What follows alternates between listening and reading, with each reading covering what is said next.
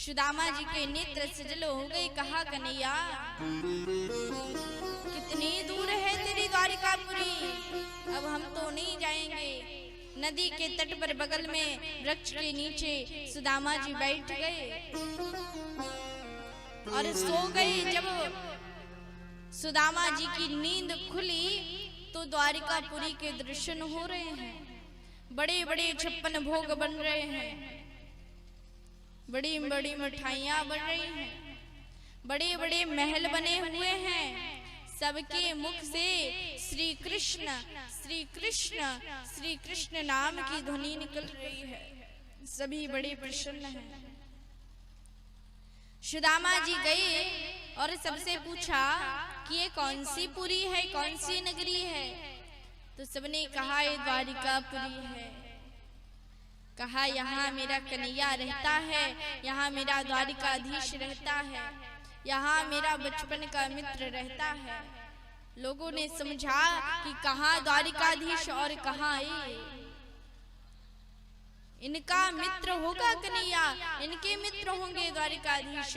सुदामा जी हंसे, कहा मेरा मजाक मत उड़ाओ, तुम्हें पता नहीं अभी मेरा कन्हैया आएगा, अपने हृदय से लगा लेगा मुझे। सुदामा जी जब गए पूछते पूछते भगवान के महल के पास गए और बाहर खड़े हुए थे जय विजय दोनों उनके द्वार पर। दोनों खड़े हुए थे। जय विजय ने देखा सुदामा जी को, कहा कि आप कौन हैं। सुदामा जी ने कहा कि जो आपके राजा है ना द्वारिकाधीश, वो मेरे बचपन के मित्र हैं, मैं उनसे मिलने के लिए आया हूं।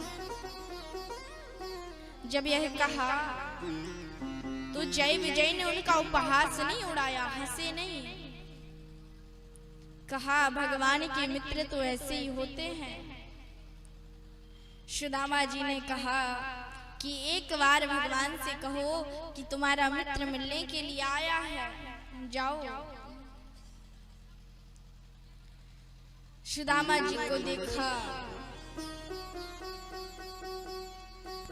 जो ज्यादा निर्धन होता है, जिसके पास में कुछ होता नहीं, वही भगवान का भजन करता है। सबसे ज्यादा वही भगवान का भजन करेगा जिसके जीवन में दुख पर दुख आते हो, विपत्ति पर विपत्ति आती हो, जिसके जीवन में ज्यादा संकट आता हो, वही भगवान का भजन करता है। लेकिन मन से अगर चले जाओगे कन्हैया के पास में तो तन जहां कहीं भी हो, मन से भी पुण्य मिल जाता है। एक बार 2 ब्राह्मण थे, उनका नाम था व्रत और दूसरे का नाम था अव्रत। 2 ब्राह्मण थे तो दोनों ब्राह्मण द्वारिकापुरी में जा रहे थे भगवान के दर्शन करने के लिए, जन्माष्टमी के उत्सव पर। रात्रि हो गई, रात्रि में वर्षा होने लगी, पानी गिरने लगा। तो व्रत ने कहा कि हम तो द्वारिकापुरी नहीं जा पाएंगे, हमारे वस्त्र गीले हो जाएंगे। तो देखा वहां पर एक वैश्या का घर था। व्रत ने कहा कि हम यहीं रुक जाते हैं। अव्रत ने कहा ठीक है तुम रुक जाओ, और अव्रत द्वारिकापुरी में गया। यहाँ पर व्रत जब वैश्या के घर में गया तो उसे बड़ा पश्चाताप होता है कि मेरा मित्र कितना भाग्यशाली होगा जो द्वारिकापुरी में गया है, कन्हैया का दर्शन कर रहा होगा, वहां पर रात्रि में संकीर्तन चल रहा होगा, कितना सुंदर वातावरण लग रहा होगा वहां का।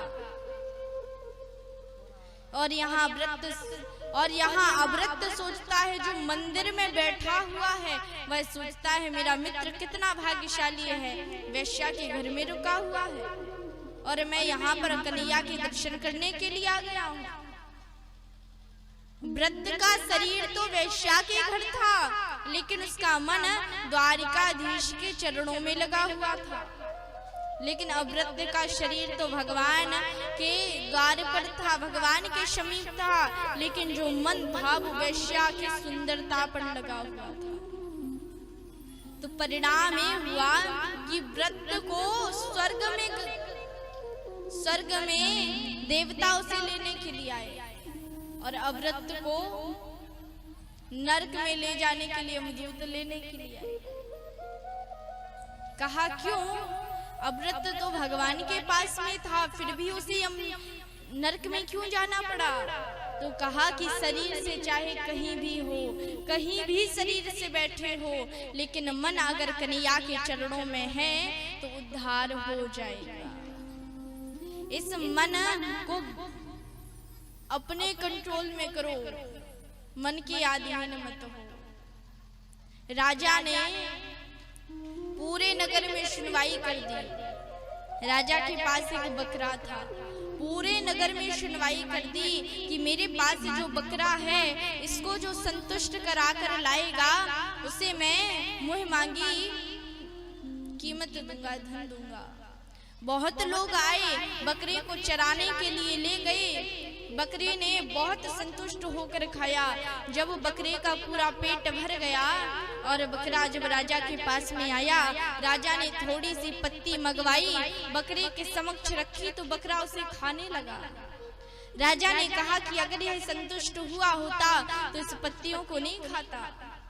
बहुत लोगों ने प्रयास किए लेकिन कोई भी सफल ना हुआ।